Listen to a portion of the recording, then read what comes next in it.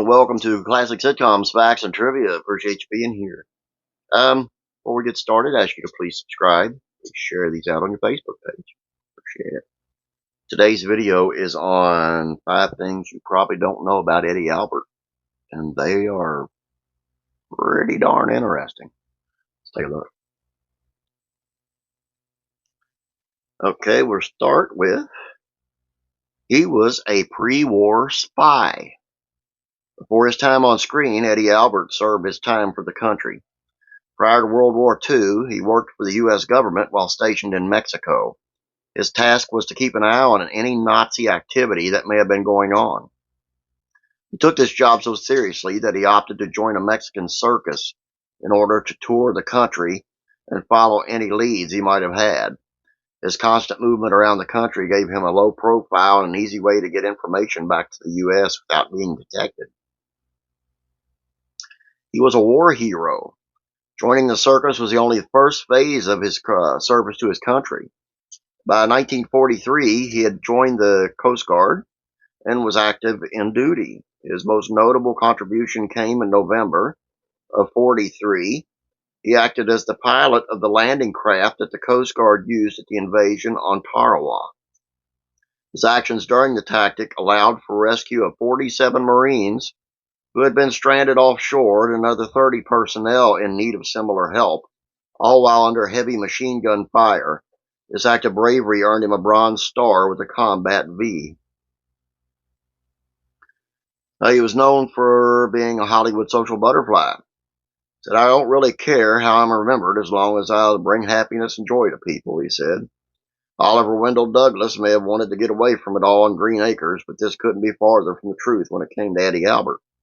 Many stars of the time said that Albert was one of the most social people in Hollywood and often found a friend in many big names of the time.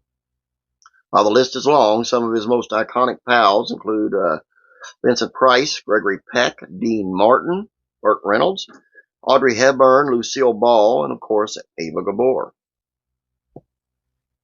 He was an environmental activist. He had a long-time love for the conservation of natural resources. He cared so much about the environment that he went so far as to start the Eddie Albert World Tree Foundation and chaired the Boy Scouts of America Conservation Program.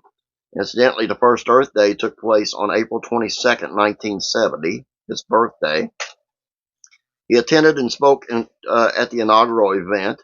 He then went on to start the City Children's Farms for Inner City Children, a foundation that intended to teach children in urban areas about agriculture and organic healthy foods. And last but not least, in 1965, Albert shared that he was allergic to monotony, not work. He certainly proved this with more than 55 years of consistent entertainment. Add to this his years in the military and in radio, you'll understand what he meant. His final performance came in the form of a superhero series that had delighted children of the 90s. In 94, he voiced the character of Adrian Toomes, who was the Vulture for the cartoon Spider-Man, the animated series. He was 91 at the time and decided to take it easy following the show's run.